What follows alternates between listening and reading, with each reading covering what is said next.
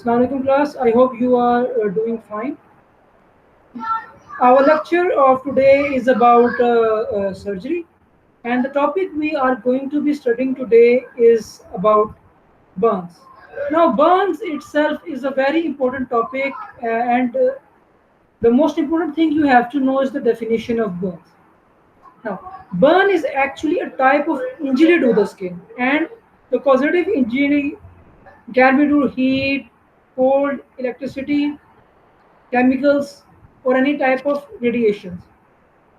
Interesting to note that burns due to can be due to hot liquids, solids, or can be even steam or gases. Especially the burns due to the hot liquids are known as scalds. Burn is a common type of injuries seen in persons who are used to working under such environments where they have to be close to such liquids or hot solids, for example, in industrial workers. Now, the majority of burns in children are scalds caused by accidents, for example, with kettles, pans, hot drinks, and bathwater. Among the adolescent patients, the burns are usually caused by young males experimenting with matches and flammable liquids. When you're young, you want to explore certain things like fire and etc., but they are actually harmful to the skin. Now, in adults, scalds are not uncommon but are less frequent than flame burns. Most surgical injuries occur in adult. So this was a bit about burn and types that occur in different ages. So class, the lecture objective for this particular lecture is we are going to understand what actually is burn, the effect of burn on the human body, how the burn alters the skin, the mechanism, the pathways, the processes, all of them. Classification of the burns. Burns have to be classified to differentiate between them. Some burns are more serious than other. Some are localized, some are extensive. So classification helps them in differentiating and helps to identify the further treatment processes that may be continued after the burn has been classified.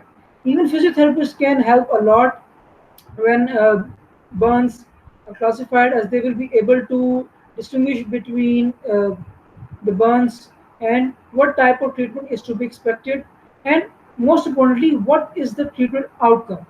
For example, if the burn is initially of a high degree, like third degree, fourth degree, most probably the damage will be extensive and the treatment will not be as adequate as it is required.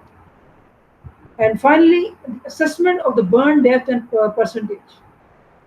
From the classification, we would like to see the depth of the burn. Now, as you know, the skin has different types of layers. Which layer was affected, how deep it was, will determine how much damage has been occurred. For example, if it is superficial, maybe the skin is involved and the person will be able to recover with not many um, problems. But if it is extensive, it is possible that it can even affect the nerves and muscle if it is very deep and can lead to permanent loss of function. So we will start our lecture by understanding the pathophysiology of the burn injury. Now, burn cause damage can cause damage in numerous ways. Burns cause damage in a number of different ways, but by far the most common organ affected is the skin. The burn is not limited to a particular part of your body, it can occur anywhere. But by far, skin is the most affected organ. However, burns can also damage the airway and the lungs with life threatening consequences. Airway injuries occur when the face and neck are burned. For example, class, if uh, God forbid you're in a room and fire starts, the temperature will automatically go up, leading to toxic fumes and gases which are produced, and these can enter in your airways, damaging your lining, leading to edema and most probably clogging the airways, leading to even lung damage. So this is one way a problem can occur due to an airway problem can occur due to burns. Respiratory system injuries usually occur if the person is trapped, for example, in a burning vehicle, house, car, aeroplane, and is forced to inhale the hot and poisonous gas. Now, in a confined in a closed space class, you can imagine that the patient does not have much air to breathe, as the increased temperature has elevated uh, the surrounding temperature, and when the person inhales that hot gas inside, it can damage the airways. So it will be interesting to for you to know that there are warning signs of the burn to the respiratory system. For example, burn if there is burning around the face or neck. If a person has a burn on the face or the neck, most probably airway could be involved or respiratory system could be involved. Or a history of being trapped in a burning room. A person is brought to the emergency department and his history shows that he was in a room where fire had started. So respiratory pathology may be suspected. Alteration or changes in the voice or stridor. These are the warning signs of the burns to the respiratory system. So, to understand the pathophysiology of the burn, you have to understand that the burn is not limited to the injury of the skin itself. The hot or humid environment, if created in an enclosed space, can even affect your airways and respiration. And if it is not treated on time, it can even lead to death of that person.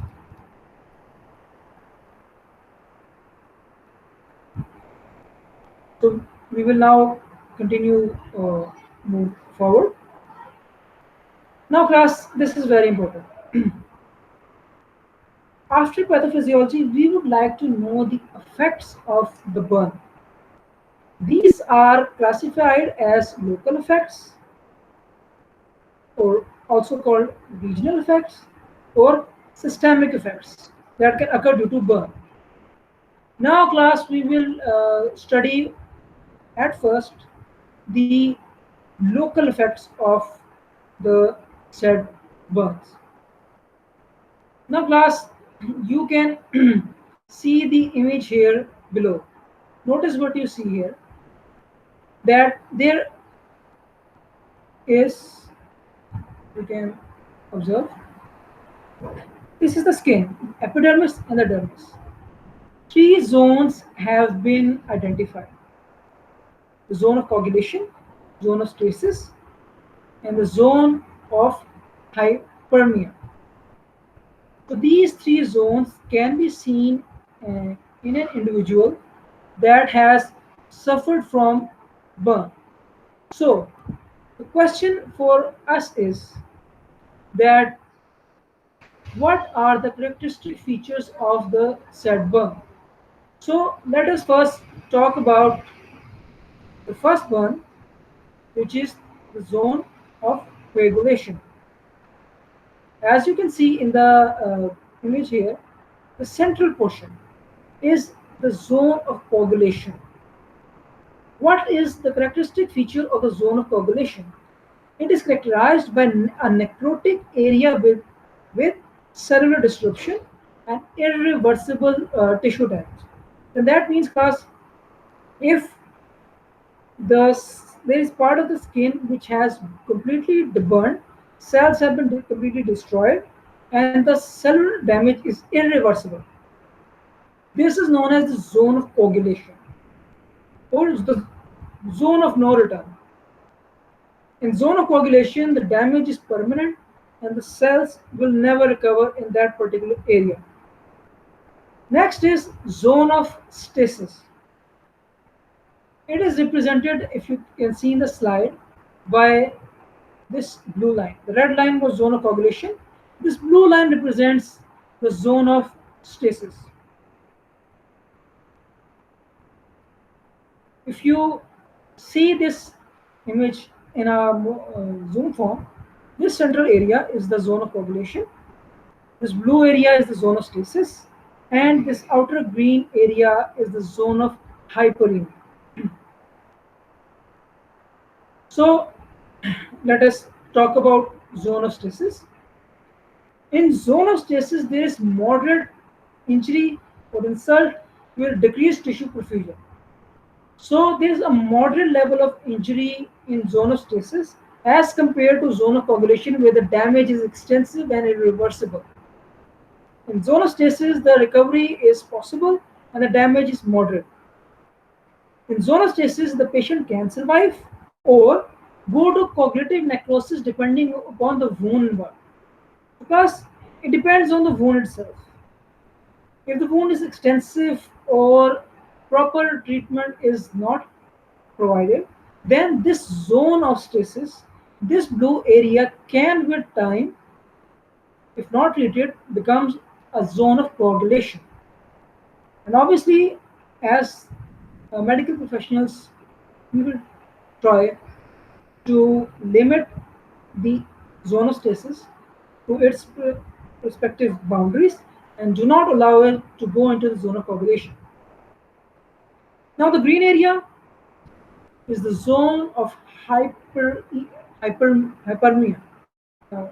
What is this? This is the viable tissue. It is not at a risk for further necrosis. Usually, that area may be moist, pink, or something like that, showing that the damage has not uh, extended to that zone and it is of no consequence or no injury or no type of burn is expected in this type of zone. So, zone of coagulation is severe. There is dead tissue necrosis and the irreversible tissue damage.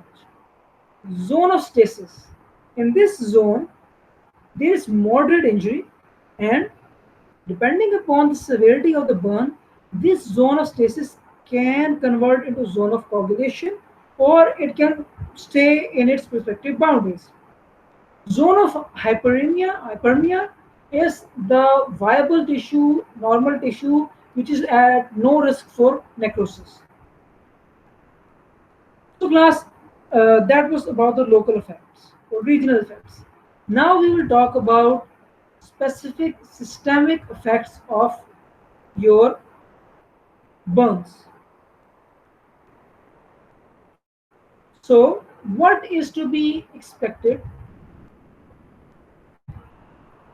The processes or the systemic areas that can be affected due to burns include the cardiovascular, the respiratory, the metabolic processes, the immunological processes, or even the peripheral and the splenic circulation can be affected due to burns. So, the burn due to which has systemic effects has some hemodynamic consequences. For example, reduced cardiac output. Usually, in the initial phase, in the initial uh, effects of systemic effects of the burn, there is impaired electrical activity of the muscles. When that happens, vasoconstriction of the peripheral vessels ensues or progresses. This occurs in the initial phase of the injury. In the delayed phase, hypovolemia and the reduced venous return is seen in these patients. So there is an initial phase and then there is a delayed phase. The hemodynamic consequences can lead to myocardial dysfunctions. For example,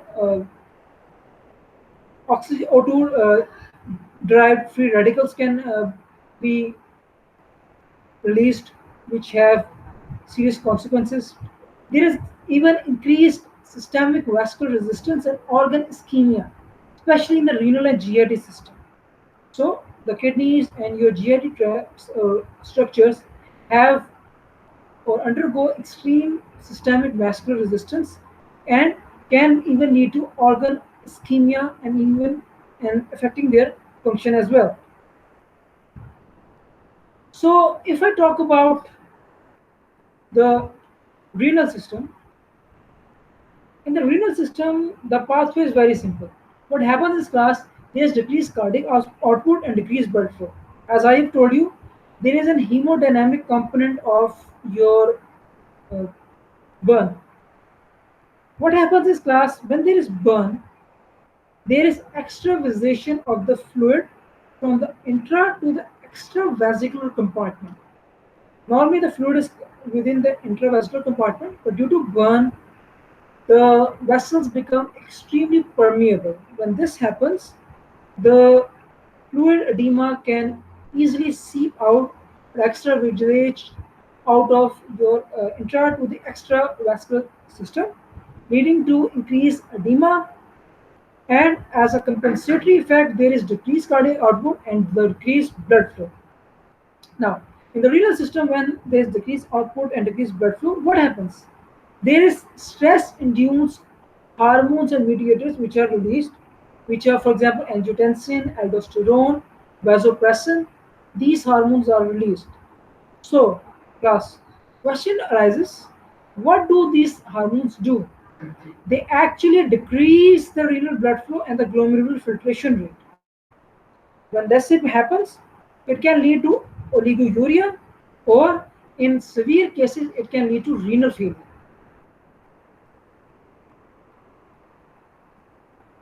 Briefly talking about the GIT tract, in the GIT system, due to burn, mucosal atrophy can be seen, increased intestinal permeability, and there is decreased absorption of glucose, amino acids, and fatty acids.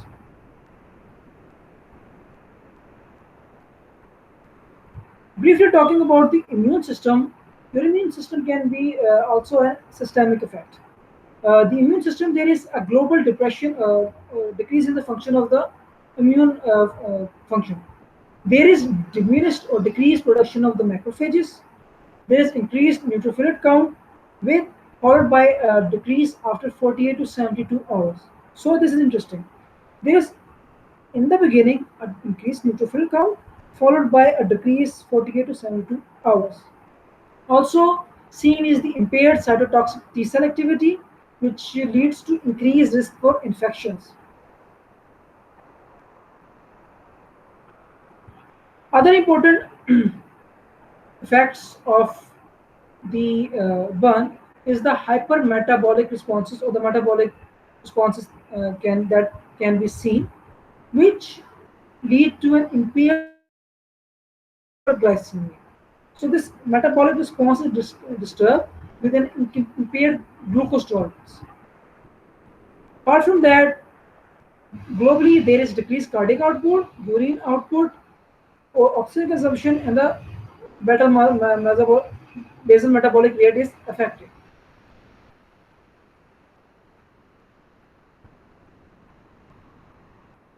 Another important thing, which is very important in the systemic effects, is the carbon monoxide poisoning. Now, class, this is more apparent in closed type of rooms, which have closed with no ventilation or air, and for God forbid, some fire has started in that room.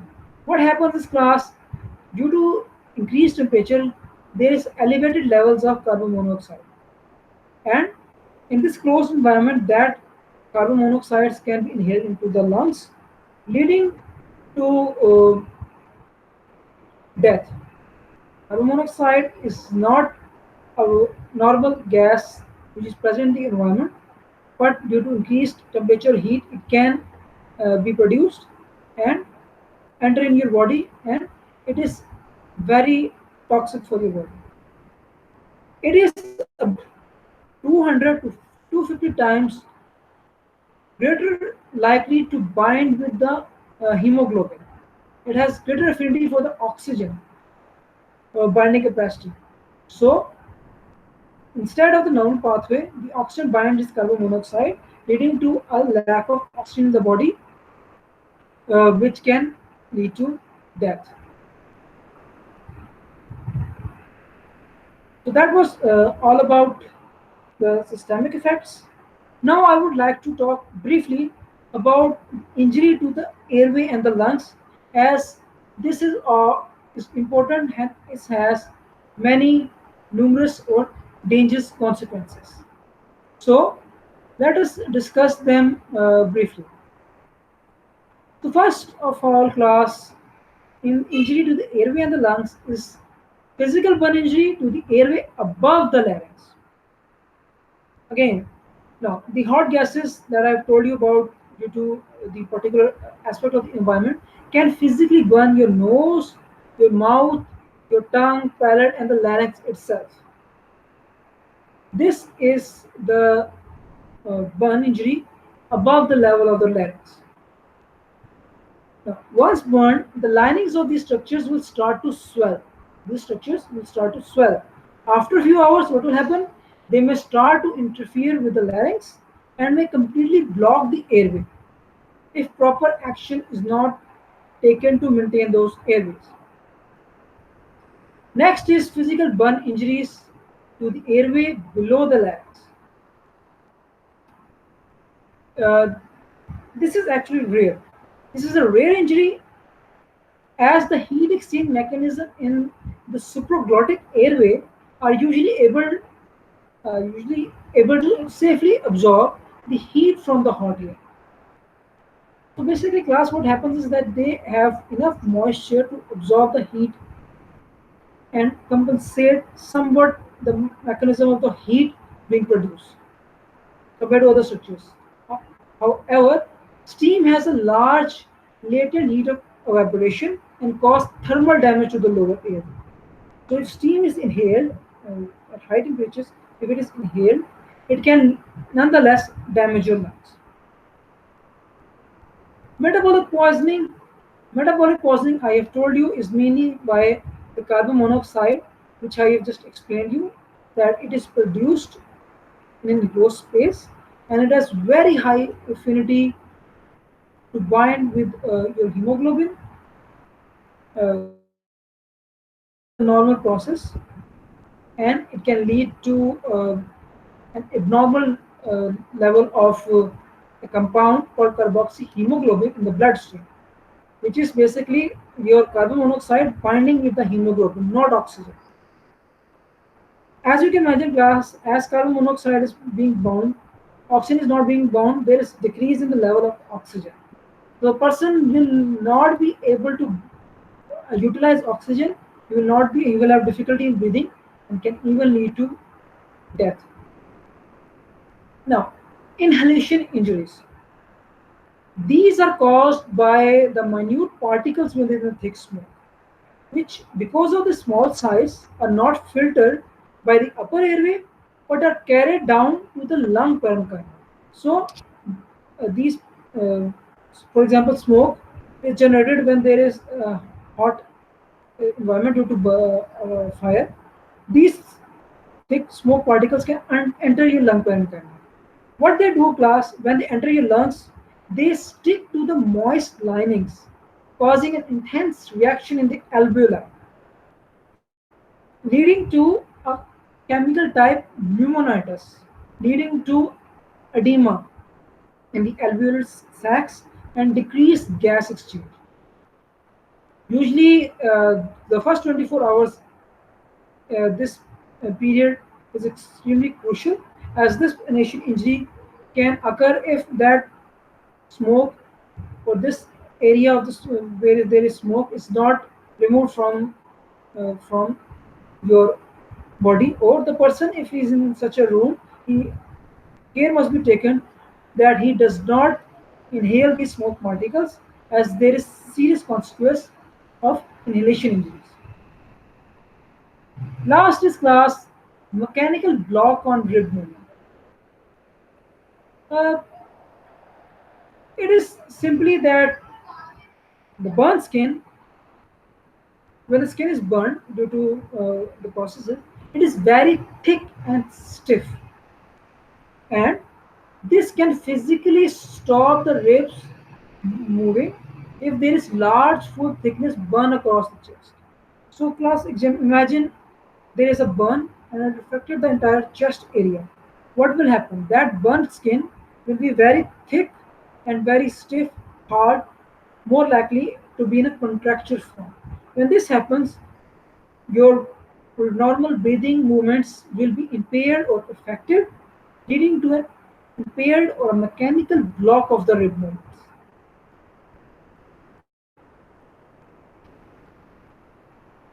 Briefly, I would explain the inflammation and circulatory changes that occur.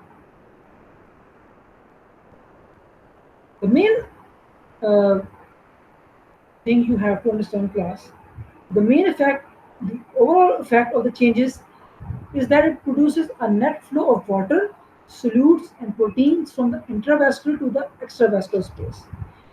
Due to the process of burn, certain mediators are released into your body, and these mediators actually increases the permeability of your vessels. So this will lead to increased amount of the water, solutes, and proteins from the intravascular to the extravascular space. Now, this flow occurs over the first 36 hours after the injury. Uh, in a small burn, this reaction is small and localized. As the burn size approaches 10 to 15% of the total body surface area, the loss of intravascular fluid can cause a level of circulatory shock. So this process, which is occurring, these circulatory changes which are occurring, if the burn approaches 10 to 15% of the total body surface area, it can lead to circulatory shock. Shock. The burn produces an inflammatory process or reaction. This leads to vastly increased vascular permeability. Then water, solutes, and the proteins move from the intra to the extravascular space. Then the volume of the fluid loss is directly proportional to the area of the burn, and at above 15% of the surface area, the loss of the fluid produces shock. So this is class the mechanism through which shock can occur in a burn patient. Uh, of all the changes that occur in a burn, these changes which I have described in the slides can lead to or are major life-threatening events. Obviously, first, apart from your airway or respiratory tract, which I have just described to you, one is your immune system and the infection. I just told you that the inflammatory changes due to burn have an effect on the patient immune system. This immune system is affected, and this impaired immunity can lead to infections which is fatal. Changes in your intestines. This inflammation and the shock can cause microvascular damage or ischemia to the gut mucosa. This reduces the gut mobility and can prevent the absorption of food. Hence, that is why in the burn patient class, proper fluid resuscitation through a drip is extremely crucial, as the oral pathway can may or may not be affected. Finally, the dangers in the peripheral circulation. Especially in the full thickness burns, the collagen fibers are coagulated. Now, the normal elasticity of the skin is lost, and a circumferential full thickness burn to a limb acts as a tourniquet as the limb swells. If untreated, this will progress to life-threatening limb ischemia.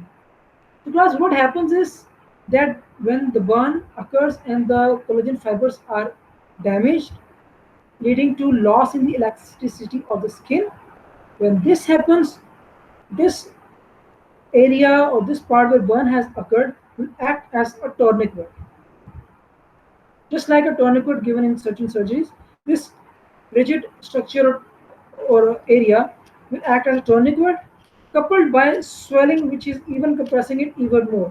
So when this tourniquet process will occur, it will hinder or stop the flow of blood to the particular area and can lead to life-threatening ischemia. So class, this was all about your pathophysiology of the burn and the important life-threatening areas or the systemic or local effects of the burn. Now we will talk about a very important topic, that is how to classify the burn. Now, the burn can be classified in numerous ways. The first is the burn classification based on your cause. The first classification can see in the slide here. Number one is thermal, electrical, chemical, radiation, or inhalation. All of these are burn due to cause. Thermal is the most common type and has can be due to dry or wet. Normally in thermal energies there is some form of contact. For example, contact with a hot object like a pan or iron, especially children when they are playing around and they are not aware, or any liquid type that can stick to the skin. For example, grease, tar, or certain type of hot liquid foods. Uh, Thermal injuries can be due to flame, direct contact with the flame, dry heat, or scalding is due to hot liquid or vapors or moist heat. Most commonly seen in cooking, bathing, or boiling hot water. This is scalding is the most common injury seen in the pediatric patients. If you have the opportunity to visit any pediatric ward, you will see in children there will be a very common pattern that hot water was accidentally poured on the child, or hot milk or certain type of hot liquid was spilled on the child. So that was thermal injuries.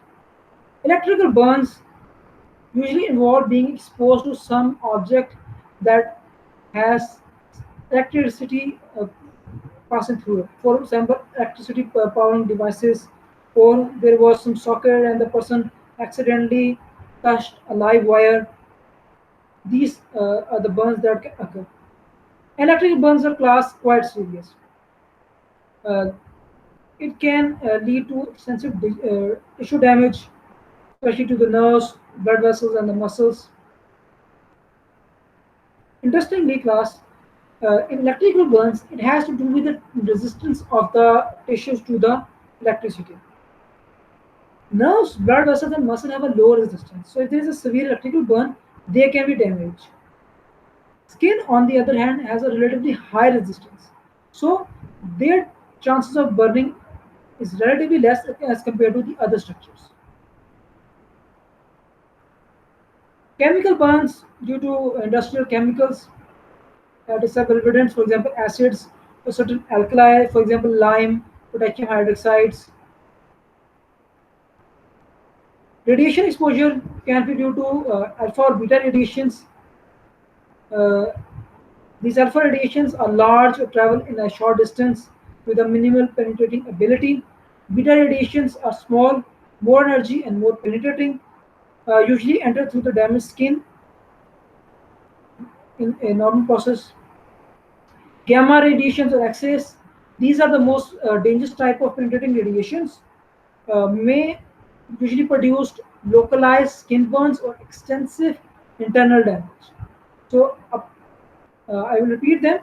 First is the alpha. It is the large type, travels a short distance, and has a very minimum penetrating ability. Usually there is some radioactive source which releases these radiations. Beta has small, more energy and more penetrating ability compared to alpha and can enter through the damaged skin. Gamma is the most dangerous type and produces localized skin burns with extensive internal damage. Uh, Inhalation type is, I have described them. in the lecture. Now next is classification based on the depth. Based on the depth, they are classified as four types: first degree burn, second degree burn, third degree burn, fourth degree burn. You must have in your experience seen this type of classification when a person who has a burn is seen.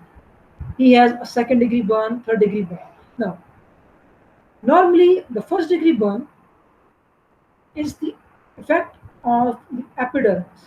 The epidermis is affected in the first degree burn. In the second degree, epidermis and the dermis is affected. In the third degree, epidermis, dermis, and the subcutaneous tissue is affected.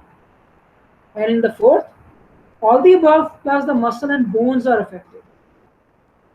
Class, if I highlight this picture, first degree burn, there is involvement of the epidermis only. Second, epidermis and dermis. Third, epidermis, dermis, and subcutaneous. And finally, fourth, epidermis, subcutaneous fat, and the muscles. So class, this was all about the classification of the burns. Now we will talk about an important topic, that is assessing the depth of the burn. It is usually done or normally assessed by understanding or undertaking the history of that person or patient. So, as seen here, if you see this slide,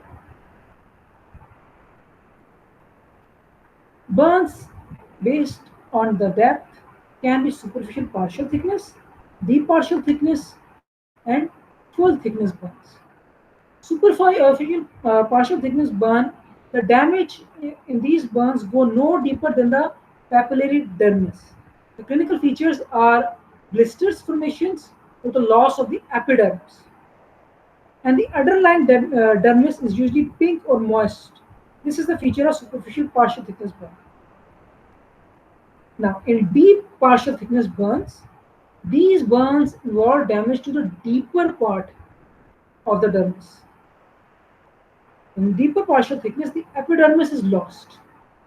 The exposed dermis is not as moist as compared to the superficial one, and there is usually uh, abundant fixed capillary staining, especially after 48 hours. So this is the deep partial thickness burn. Interestingly, a deep partial thickness burn take about 3 or more weeks to heal without surgery, and uh, usually lead to hypertrophic scarring. And full thickness burns, the whole of the dermis is destroyed. There is a hard, leathery feel to the skin, and the skin may appear to be charred black, and depending upon the intensity of the heat itself. Finally, class, what is important is the classification or assessment of the burn percentage. The whole body is divided or in different compartments, and different percentages are assigned to them to get a better picture of the level of the burn to which the patient has suffered. For that class, we have the rule of 9, which is used to easily explain that. What is the rule of 9? The head and the neck is 9% of the burn. So you can see in the image here, the head. uh, Okay, in this image class, the body is divided into the front and the back. So you are seeing for both the front and both the back areas. So head and neck are 9, 4.5 front, 4.5 back, 9. Head and the neck area are the same. The upper limbs, right and the left, 4.5, 4.5, front and back, right and left. So 2 represents right and left. The trunk, 18 by 2, 18 front and then the back. Lower limb, same, right, left, front, right, left, back, 9 plus 9, 18, front and back, this. And the 1% is the perineum. This is the Wallace rule of 9. Now, interestingly, fact is that there is a comparison between adult and children. There is a difference between the two. So let's compare them. The only difference is class that you have to remember in the head and neck part, which is 9. In children, it is considered to be 18. So there is a difference. And in the lower limb is 18 in adults and 14% in the children. So from this classification, you can identify the area of the burn. For example, if the burn is on the front area of the brain, or sorry, front area of your head or neck. So this is one way to assess burn. Finally, class, there is another way to classify. It is the Lund and Bowdler's chart. This chart is more or less used now, preferred compared to this chart. The reason is because class, this chart is general. It does not classify the areas of burn with respect to age. For example, class, the burn of a person at age 0 or 1 is different. When he's 5 years old, it will be different, 10 years old, different, 15 will be different, and when he becomes an adult, it will be different.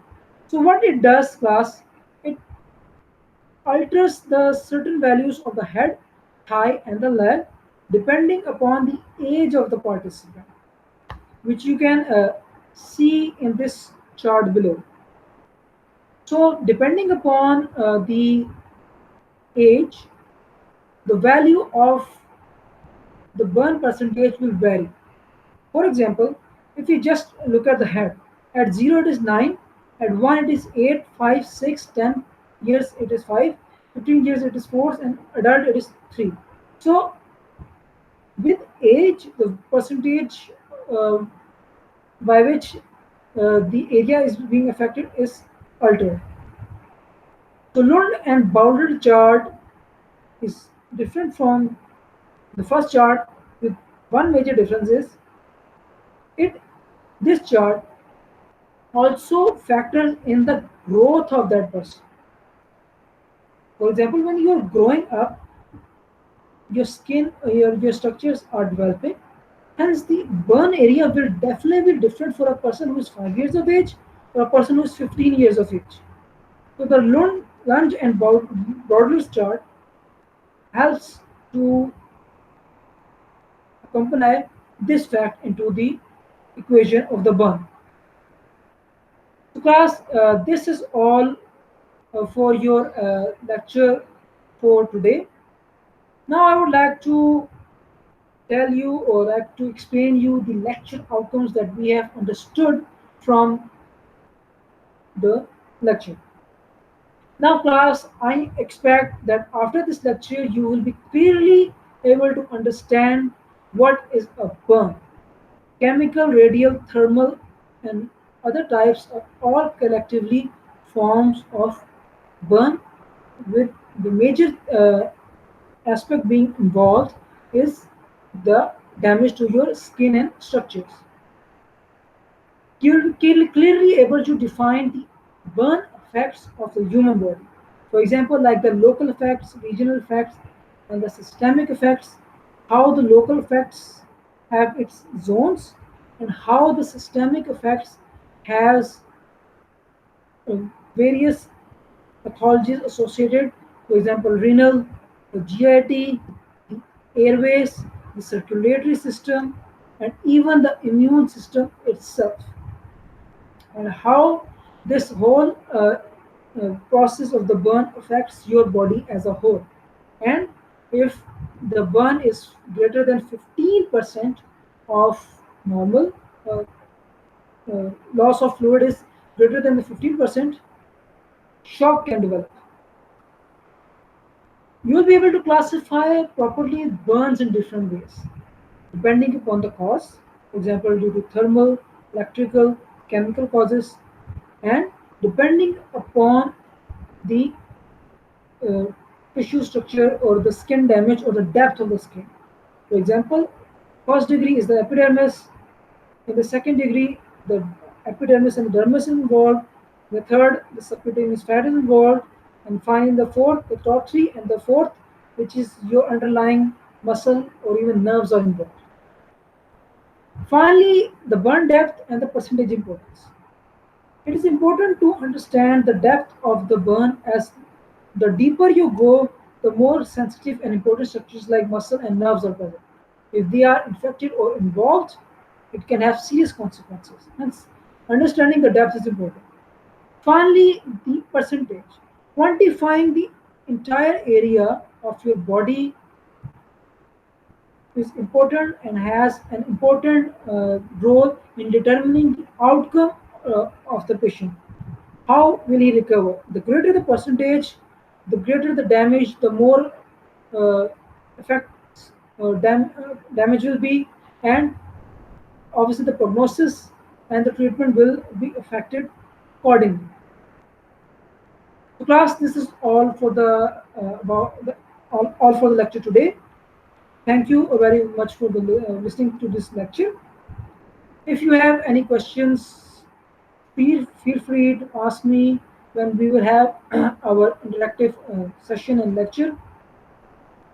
Thank you very much for your time.